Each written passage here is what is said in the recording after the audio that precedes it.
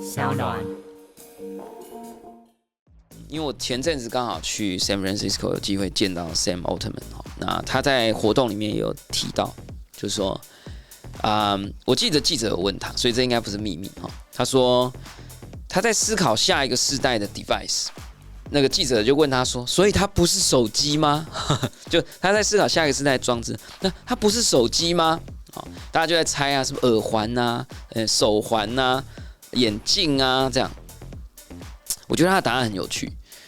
他说：“其实你仔细看手机，其实也长得跟电脑很像。好像是跟笔电也蛮像的所以呢。”你觉得手机是一个很巨大的革命，但它其实也跟前一个世代的装置没有那么多不同。所以我自己的想象是这样啦。我觉得下一个世代就是 Sam Altman 有秘密在开发一个装置，这其实很科技、创新、娱乐，各种新奇有趣都在宝博朋友说。嘿，你听宝博朋友说了吗？Hello， 欢迎来到宝博朋友说，我是葛军宝博士啊。今天呢又来到宝博自己说的时间了哈。最近宝博士的 Me Time 很长也很多啊，也非常高兴可以跟大家在一起啊，有更多自己的时间了哈。那今天我们当然又要来聊一下最近的科技圈有什么样的进展哈，大家一起来关注。如果以这个雷库兹威尔博士的说法，我们这个科技起点已经要到了。以前都要花很多时间解释什么是科技起点但是感谢这个最近开始比较经常自己写稿的老高与小莫啦一直在推广这个观点就是说科技在某个时间点呢会变得很快很奇怪那这个包含我们有可能会活在虚拟世界，或者我们可能可以用大脑连线，彼此用思想沟通传讯这些以前甚至连科幻小说都不敢讨论的事情，我觉得在这个时代都即将要出现了那当然更不用讲啦，以前我们都会觉得说，这个 AI 机器人可不可以帮我们做事情那上个礼拜我们已经可以看到这个10月10号也不止上个礼拜了这几个礼拜10月10号这个特斯拉的这个机器人几十台在这个片场里面跟几百个甚至上千个他的粉丝一起度过了一整个晚上，就等于是一个人类历史上第一个机器人跟人类一起开的 party 总而言之，我们真的已经活在虚拟、虚幻跟科幻的世界里了。那我们今天到底会聊到什么样的新闻呢？包括这个微软的 Copilot Studio 即将要推出 AI 代理或者 AI 代理人的功能那再来呢，我们就来看一下了这个科技还是要随身携带所以高通最强的手机晶片Snapdragon 8 Elite 登场那当然不止在手机上说不定可能会在你的脸上就是可能会放在 VR 头盔里面那再来这个韩国啦这个可以说是加强了科技的保护他们说要严防半导体技术的外流那最后呢，我们就来聊一下 AI 还是持续在这个全世界亲门踏户其中一个应该也有很多千万粉丝有在使用一个叫 Perplexity AI 最近呢果不其然的又引发了侵权争议了。好了，我们先来看一下这个虚拟员工的时代是不是来了这个微软 Copilot Studio 要推 AI 代理的功能，11月就要公开预览，让大家来使用了到底这是什么呢？这个微软说呢，这个是职场人工智慧行销长，光这个 title 听起来就很科幻Spataro 这个他说这个Copilot 是一种 AI 助理那 Copilot Studio 呢，可以让使用者呢比较轻松的去建立、管理、代理。这个所谓的虚拟角色把它连接到 Copilot 这个 AI 的服务里面他说，代理或者代理人呢，其实就像 AI 驱动世界的一个新款应用程式。每个组织都会有一群代理这个代理其实翻译翻得有点微妙这个数位时代要加油代理他可能讲的是 agent 啦哈，那他有可能是代理人哈，或者是 Copilot 本来的字义讲的是那个这个副驾驶啊，或者是共同驾驶啊，所以他其实说，总之呢，它就是一个它可以从 prompt 啊到跟你做 feedback。甚至可以帮你来完成你的工作的一个角色，虚拟的一个 agent。那 Copilot 会是使用者跟这些角色之间互动的方式跟界面。他们甚至有讲啦，就是说这个他们其实是 AI 的算是 user interface。那 CNBC 报道啊，这里总算这个翻译的稍微比较看得懂了。他说 AI 代理。我自己是觉得就是 AI 代理人啊，他说可以充当虚拟工人啊，总算讲出人这个字了啊。在没有监督的情况之下呢，它可以自动执行一系列的任务啊，被视为是大型语言模型 （Large Language Model） 从2022年推出到现在2年多了啊。这个新界面的一个重大转变，因为过去呢，我们跟这个 AI 的互动啊，就是这些很厉害的 AI 互动，其实就是一个 chat box 啊，就是一个聊天室，它其实很难走出这个聊天室啦。那其实无独有偶啦，微软呢它推出了这个功能，其实就是让你可以做出很多副驾驶，你还可以给副驾驶取名字啊，你这个叫 John。你说专门帮我整理 Excel 啊，你这个叫 Peter 啊，专门帮我整理新闻稿啊，那你就可以做很多的副驾驶，跟你一起开飞机哈。然后这个其实你可能会想说，哈，他怎么可以用 Excel？ 它不是一个聊天软体吗？这个无独有偶哈，这个礼拜啊，就是一个也是很大的 AI 公司啊，叫 Cloud 啊，推出了最新版的 AI 服务。它会用电脑了啊，就是 AI 会用电脑了啊。它呢就是可以安装了以后，它可以帮你控制你的滑鼠啊，而且你把权限给它以后，它可以看得到你的荧幕画面在干嘛啊。所以呢，它自己知道你现在是在用 Excel， 所以它就知道要怎么帮助你。所以你也可以说，比如说你要做报告啊，你要找一些这个莲花跑车的网络消息跟图片。那你就可以打一个 prompt， 你说，这个我要做报告啊 ，Mary 啊，你是一个 AI agent，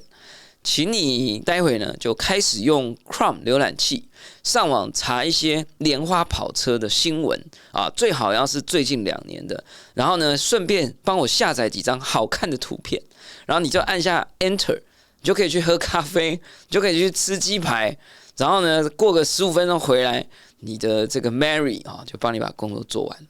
就是这样，这就叫做 AI agent 哦。那我们刚刚讲的 Cloud， 它其实是一个额外的公司啊，就是它在推出这个服务啊。那 Copilot 呢，因为它是微软推出的，所以它整个 Copilot 跟 Copilot 的 Studio 就制作这些副驾驶的工具，就整个会内建在你的 Windows 里面啊，这样了解了吗？然后呢，因为你这些副驾驶的老板跟创造他们的人就是微软，就是 Windows， 所以呢，他们就会很会用 Windows。那 Cloud 据我看他的影片，他好像是以 Mac 为主啦哈，所以我觉得这个很有趣哈，就是以前我们在这个微软跟苹果的时代在竞争谁才是作业系统的王者哈。现在看起来这个早就大势已定啊，也没有什么挑战者了啊。但后来呢，苹果就找到另外一条路杀出来啊，就是行动手机的作业系统，就赢啦，对不对？那现在风水轮流转啊，这个苹果现在想要做 VR 啊，微软继续做它的 Windows 那但是就有新的挑战者要出来哈，就是说不定这个 Cloud 会帮助 Mac 增加市占率，或者一直有人在说，这个时代接下来的10年或20年，谁能够先创造出一个对 AI 的使用的体验最优化的全新的作业系统，甚至是手机啊，它就可以一统天下哈。那到底是什么样，我们不知道啦。但我们最后还是要来解释一下，你还是有点听不懂的话，我就讲一下啊，这个 Anderson Horowitz 啊，就 A16Z 的这个分析师啊，我超喜欢他的啊。这个 Benedict Evans， 我曾经看过一部他非常棒的影片，有机会再介绍给大家。他说了哈，拥有 AI 就像是找来100万名可以任意差遣的实习生或工读生。企业如果能找到对的 AI 人才，等同于让旗下劳动力呈现倍数增长。有没有？这个人是不是很厉害？我刚刚讲的东西你都听不太懂，你现在就懂了哈。总之，以后你买一个作业系统叫 Windows， 里面有 Copilot Studio， 就可以帮你做出100万个 Copilot 实习生跟工读生。那你只需要花一个作业系统的钱啊。当然了哈，现在有很多说法是说，你以后可能要开始为你的作业系统里面或手机里面 AI 付费，像三星最近就松口了啊，因为他推的手机都说怎么样，我很厉害吧，我很 AI 吧，苹果讯讯的。那其实他自己砸了很多的钱去提供这个 AI 服务，因为他需要算力，他可能需要一些网络的运算，他可能需要伺服器，所以其实三星是偷偷的在卖肾哈，在帮你这个出这个 AI 的钱，那他不可能卖肾卖一辈子哈，所以他其实最近也松口了。以后你虽然用的是三星手机，但你如果要用这个他的 AI 服务，你可能要另外付费啊。老实说啦，还是要回来讲，我觉得这个时代真的很需要很多的讨论啦，尤其像这种 AI 平权，因为你其实慢慢就会看到，像 ChatGPT 或 Cloud。或者是 Perplexity 都有所谓的 Pro 的功能，一个月可能$20到$50之间。那你就会看到学校里面很多学生已经开始用 AI 在写作业，可是如果比较没有钱的学生，他用 AI 写出来的作业就比较烂。然后呢，这个比较有钱的学生，他就可以用很多 Pro 的 AI， 然后呢，他写出来的作业就很厉害啊，图都很漂亮。所以我是觉得应该要提供某一些基本的条件，比如说学校的电脑教室至少，就像以前穷一点的学生没有钱买电脑，像我啊，那我就要去电脑教室用电脑，对不对？好，至少有一些做法可以去弭平这个差距，对不对？那政府其实这个时候就应该要赶快跳出来好啦，我们就不要扯政治，但是就是总之啦，我觉得这个所谓的 AI 资本时代，我觉得会变得非常非常的严重，然后呢，包含我举一个例子好了，有点难听懂，但试试看就是说，以前台湾都还可以，像政府他就会说，我们这个不要受到大企业宰制所以呢，不要这个聊什么都用 Line 或 WhatsApp， 我们做一个纠科你知道我们政府之前想要做一个自己的聊天软体，当然做的不是太好，但是这个精神是可佩的那或者是说这个新闻平台啦，或者是服务软体啦，以前你都可以政府说我做我自己的，我自己发包，或企业说我要做我自己的，我发包。可是我自己觉得，因为 AI 的关系我举个例子，就是有了 AI 会有很多假账号，所以今天这个时候政府如果去做一个自己的聊天软体，很抱歉，完蛋了，里面全部都是 AI 假账号。对不对？好，那谁有能力可以去防止这些 AI 账号呢？接下来就是只有 Meta， 只有 Google， 只有微软，只有像 OpenAI 的这种 World ID， 就是只有这些超级大的公司，你会提前给他你的身份认证或资料或你的脸、你的指纹那虽然他们说不会存，但是总之他们就是可以验证你是你的单位，甚至比政府还厉害。那政府如果很厉害的话，他打诈就可以打得很成功那政府显然是不一定很厉害所以这是一个例子。所以今天如果你要做一个 AI 的服务，或者你要做一个这个文书软体，或者是一个上下班打卡的系统。就是我自己的感觉啦，一直有，不是我自己而已，就是很多的分析师都在讲 winners take all， 就是 AI 的时代的特性就是大者恒大，而且已经大的人还会更大，而且赢者全拿。那我觉得这个时代真的来了那尤其你去看像 Copilot 这种 App， 你就会发现没有能力做出 Copilot 或 Copilot Studio 的公司，他就完蛋了因为他会少100万个员工100万个虚拟员工，所以你就更加不可能离开这种服务。那而且，当你更加不能离开的时候，会发生什么事呢？就是他就会开始哭，说他没有钱，他没有办法好好的提供这个服务给你，请你付更多的钱。那你就想嘛，100万个员工值多少钱，对不对？所以我觉得我们会进入一个非常微妙的时代，就是个人的权利，然后政府的公权力，然后企业的能力，然后跟就是整个社会运作的方法，它很可能会很不幸的，它会往某一个很特定的单方向倾斜。那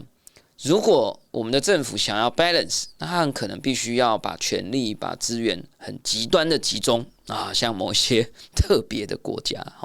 那这样有可能就会损害到公民的权益，对不对？所以如何去平衡这之间的优劣，我觉得也是一个新时代的挑战了。好了，那这个讲严肃了我们回来看看阿宅喜欢的手机晶片吧。今天的稿件有点太复杂了。总之呢，Qualcomm就是在这个活动里面高通宣布了一个厉害的晶片了那名称很长讲出来吓死你，叫 SM8750AB。那总而言之呢，他说他是用台积电第2代3奈米的制程来打造的这个时光飞逝一下子就从32奈米进入到3奈米，而且是第2代那我个人是觉得啦，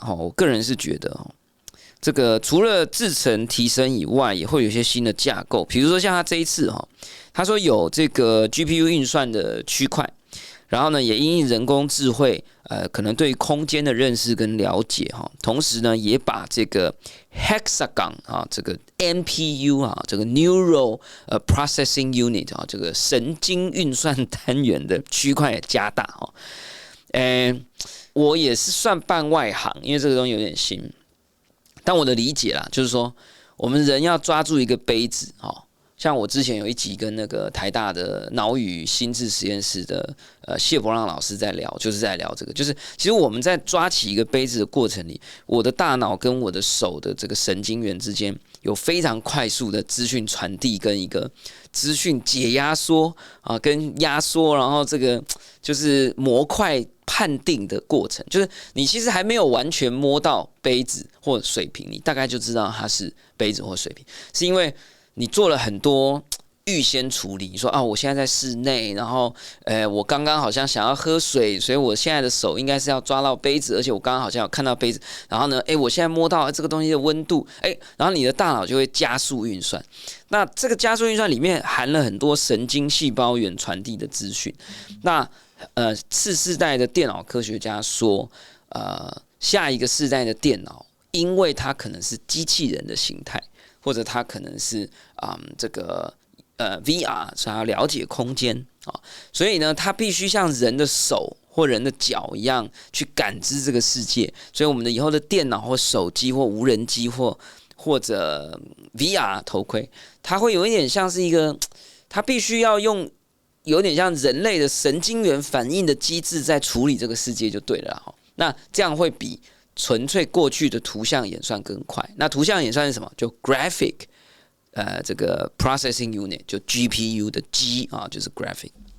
就图像。好啦，所以这个那他又说，反正就是很厉害啦然后这个什么GPU NPU 人工智慧影像处理总之就更厉害那我自己的预测啦就这颗晶片，我是不太觉得手机有什么革命啦不过这个因为我前阵子刚好去 San Francisco 有机会见到 Sam Altman 那他在活动里面也有提到，就是说我记得记者有问他，所以这应该不是秘密他说他在思考下一个世代的 device。那个记者就问他说：“所以它不是手机吗？”就他在思考下一个世代的装置，那它不是手机吗？大家就在猜什么耳环手环眼镜这样。我觉得他的答案很有趣。他说：“其实你仔细看手机，其实也长得跟电脑很像。”好像是跟笔电也蛮像的所以呢，你觉得手机是一个很巨大的革命，但它其实也跟前一个世代的装置没有那么多不同。哎呦，所以我自己的想象是这样啦。我觉得下一个世代就是 Sam Altman 有秘密在开发一个装置，这其实很多记者在讲，就是 OpenAI， 就是我刚刚讲的嘛，谁能够创造一个 AI 原生的设备，谁就无敌了啊！至少20年啊。那他正在研发，那据说他有跟这个苹果的第一大伟大的历史设计师Johnny Ive 合作所以很期待啊！我自己猜测，我觉得这个 device 应该会有一点像一个卡片，或者像一个粉饼盒。总之它的 size 可能小一点，可是它不是挂在手上像手表这样，但它就是一个很方便，可能像扑克牌。对，就是像那个魔术师可以这样咻咻就是很容易，就是拿出来又很容易收起来，这样，然后又很轻，然后很贴身，然后这个萤幕又够大，对啊，就是不知道这小小也不太好用对不对？像我自己就是用那种这个 Pro Max。但它有可能可以折叠嘛，对不对？你看那个最近这个华叉这个3折的，对不对？说明以后那个你知道那个8张扑克牌合起来，对不对？要这样像那个赌神一样，这样打开，对不对？是不是？不知道啦就是总之，我是觉得这种新的晶片，我是不太期待它用在什么新手机，反正手机就这样。但我比较期待它用在一些新的装置上，不管是虚拟实境头盔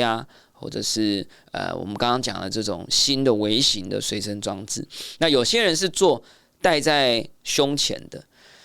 那我自己觉得有一个东西不错，就肩膀附近就这一区就是承重能力不错然后跟眼睛跟耳朵又蛮近的因为年轻人戴那个 AirPod 也很习惯了嘛，对不对所以我是觉得我是期待这些新的晶片是被用在除了手机以外的地方。OK。好，那我们再来看一下韩国的这个策略啦。10月17号，他宣布这个新措施，他要保护他的这个所谓半导体的制造的技术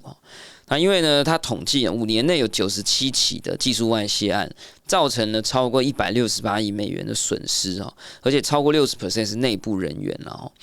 那他说呢，他们接下来会做很多的这个大数据分析的防御那会有新的法规，然后这个是财政部长说的新的法规加强惩罚技术外泄然后呢，去为这个大学跟企业还有公共机构提供咨询的服务，去加强这个制裁的保护。那扩大调解然后开发这个身份验证，包含电子指纹追踪或者讯息被盗的一些侦测的一个系统。那加强保护11个重点科技，包括半导体、显示器、电动汽车、电池等等。作为科技之岛台湾我们有 TSMC， 我们很兴奋我们溢于言表但是我们真的有在保护他们吗？他们需要我们的保护吗？我必须说啦，我觉得台积电据我的了解，对于机密的保护是做得相当不错的这也是为什么他们一直可以持续的领先。但是呢，如果大家有在关注科技业新闻的话，你就会知道，目前我们已经有了日积电就是台积电已经到日本设厂了，而且应该这个制程也会越来越先进之后好像已经要盖5奈米还是多少。然后还有欧积电，我们已经去德国也设厂。那还有一个亚美利基电就是这个在亚美利间的就是 Arizona 就虽然还没有很成功，但是我觉得 eventually 最终它一定还是会可以做得起来那只是什么样的晶片而已。这样，那台湾呢？因为这个地缘政治也好，或者是国际关系也好，其实一直有很多的声音说，希望台湾 Plus One， 就是说我们的半导体不能都只是台湾，应该要有台湾以外的另外一个地方。那我们的不管是政府还是企业啦，你可以说它是被迫，你也可以说它是响应这个真实情况大概只有刘德音或者只有 Morris Chang 知道那。总而言之他们就出去了那我们的政府到底要因应这样子的变化，我们有什么要调整的吗？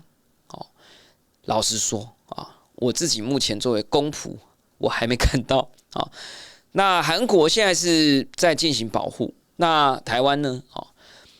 我自己现在是觉得啦，有时候这个亚森罗平说，有时候最安全的地方就是最危险的地方，有时候最分散也可能是最集中的力量。所以我个人是觉得暂时啦，也许我是错的，就是说，那不然这样好啦，反正也不能不去日本，也不能不去欧洲，也不能不去美国，那不然大家都来好了，就是要不要我就提出一个概念叫，不是Taiwan Plus One， 是 Everyone Plus Taiwan， 就大家都来加台湾，就是说，全世界的这个工业制造、半导体制造、科技制造我们都来跟台湾一起吧那你想要晶圆厂吗？我们来了这样子。其实有点像什么我告诉各位，有点像40-50年前的那个农耕队啊。台湾农耕在那时候很强，所以我们有超厉害的农耕队会到全世界开垦。所以你知道为什么我们有这么多台湾人在全世界？跟这个也有一点点关系所以我觉得我们现在可能也可以开始推广科技农耕队就是说或者晶圆农耕队就是说把这个反正你也守不住了嘛，就是大家就都要加一嘛，那对不对？而且它是台湾加一还不是什么 Europe 加一那个一是台湾，不是就是它是，那你就知道这个很危险嘛。那如果少数地方掌握了就是日本、欧洲、美国，那他们就说好，你不能再去其他地方了，不可以去埃及，不可以去尼泊尔这个不要去匈牙利然后这个说我们的技术要越来越厉害，这样，那这样我们台湾会不会就没单了就没有生意了那当然了，我还是很相信台积电是会为我们做最好的决定了。就比如说，他可能会把最新的这个堆叠技术或最新的制程留在台湾啦。但是有时候我还是必须说，要未雨绸缪因为我们永远没有办法知道别人的要求跟别人的声音是什么，以及我们当时的条件有没有办法顶得住别人的要求跟别人的条件 ，right？ 所以好吧，就是这个半导体的政策啦我们可以持续关注其他人怎么做。那我觉得台湾应该也要有一个我们自己长远的规划否则的话走一步算一步，这个不急呀危险然后好，那最后我们来看一下这个《华尔街日报》跟《纽约时报》一状告上了这个最近很红的这个 Perplexity AI。那 Perplexity 这真的有个难念的，我叫它 PP 好了，我已经算是发音还可以的 Perplexity。对不对那因为我们这个电脑科学很常讲 complexity 所以我们算是比较早学过这个发音但还是很难念但总而言之呢，他要讲的是这个，这名字也是蛮有趣的因为 complexity 是复杂度的意思 ，perp 是永续的意思，所以它是永久复杂好 ，anyway。这家公司的产品跟别人有点不一样就是比如说你如果去用 Cloud 或你如果去用 ChatGPT， 然后你说给我宝博士最近这几集节目的摘要，很抱歉他做不出来，因为他们没有能力去有效的帮你去跟网络上可靠的消息做连接，而他有时候还会给你一些错误资讯那 Perplexity 厉害的就是它是一个使用的体验跟 Google 搜寻有点像，所以你可以把它想象成是 Google 搜寻加上 ChatGPT， 所以你的做法是你搜寻你想搜寻的东西，然后呢 Perplexity 会帮你做搜寻以外，帮你做资料整理，是不是就不一样呢？所以它其实算是最近的成长幅度也不错应该有被选到全世界10家最重要也最成功的 AI 公司之一但是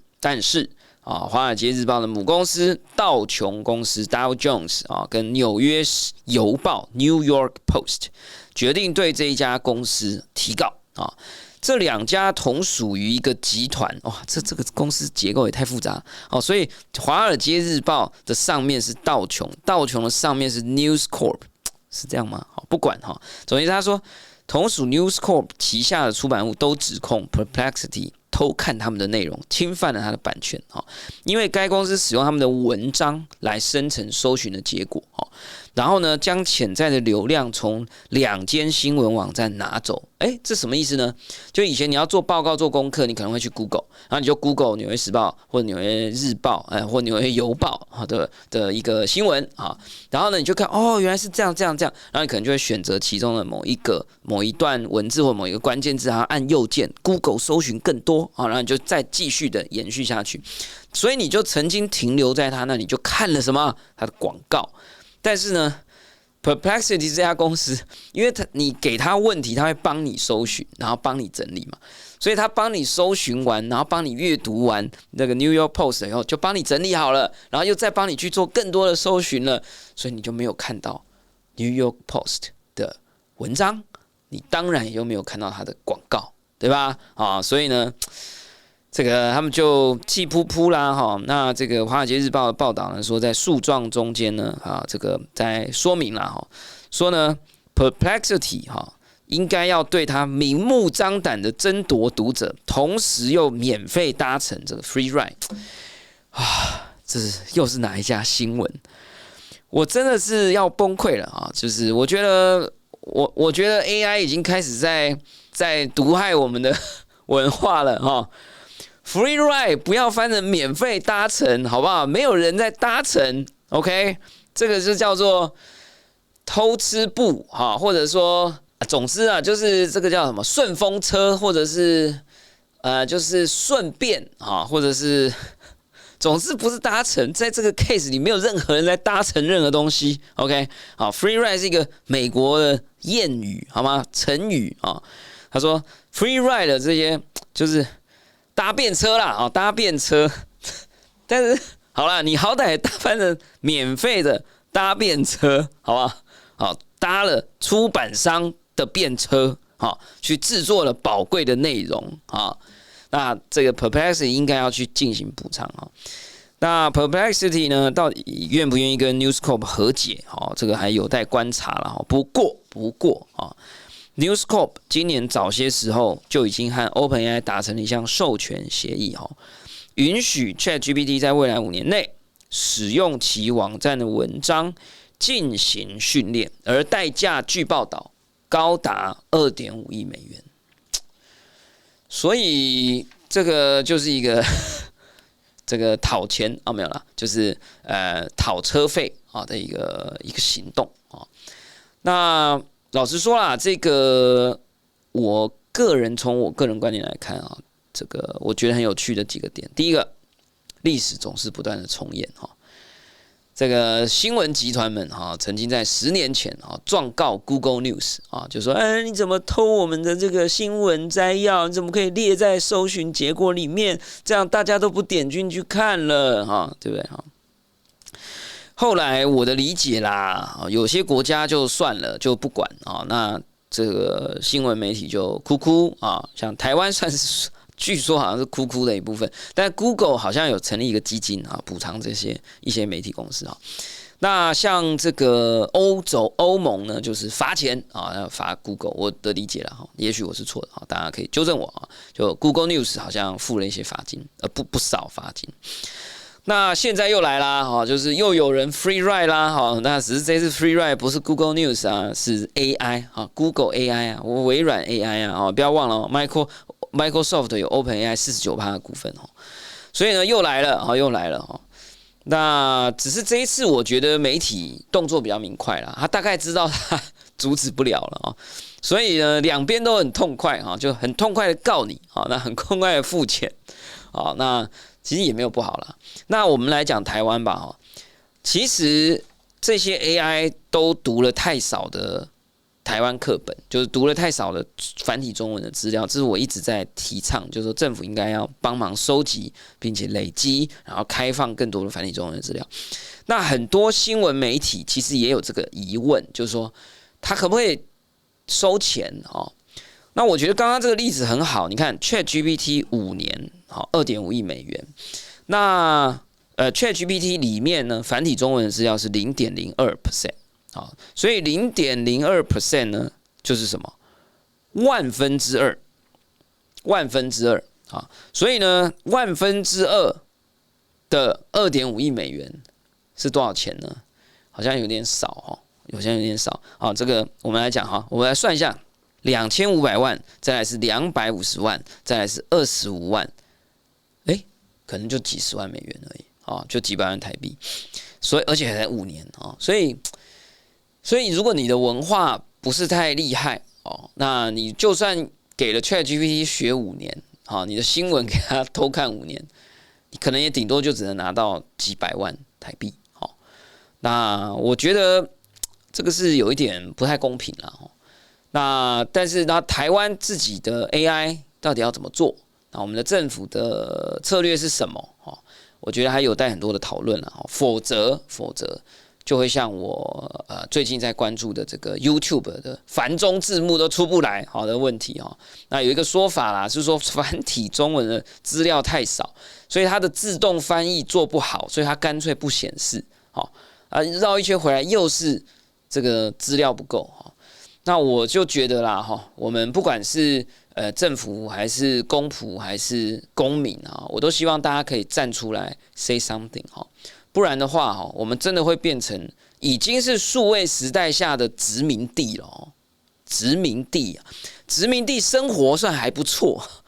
就是因为它殖民嘛，你还是可以喝它的茶你还是可以这个吃它的肉啊，只是你比较不自由哈，一天到晚账号被盗，然后无法回复什么什么的哈，这就是数位殖民嘛哈。但是到 AI 的时代，你的档次会再下降哦，你可能会变成数位贱民哦，就是 AI 都不会讲繁中啊，就是他讲出来就都是简中啊，支语乱飞啊哈，然后这个对我们台湾的历史跟文化不太了解啊。那你自己试试看啊！你叫 ChatGPT 画一个，国父孙中山先生站在国旗前面，画看，你都知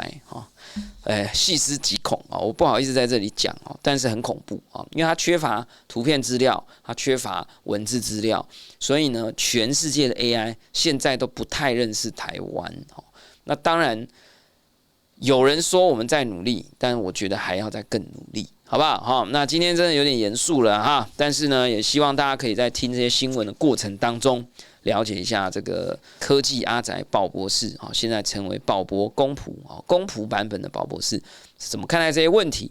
那也真的很希望可以听听大家的想法所以如果你有什么想法的话，欢迎在底下留下你的意见给我们一些看法，公仆都会收到而且可能会这个纳入我们的公仆行动当中，好不好 ？OK， 好啦，最后感谢大家收听今天的宝博朋友说，我是葛荣轩宝博士。你说喜欢我们今天的节目欢迎拜托点选订阅给我们一点鼓励下一集就会自动送上给你那不论你是在 Apple Podcast、Spotify、SoundOn 最棒的SoundOn或者 YouTube 还有其他的平台听到我们节目，欢迎给我们5星评价，喜欢小爱心按留言或者小铃铛，拜托按下去小铃铛追踪订阅，我们下次空中见，拜拜。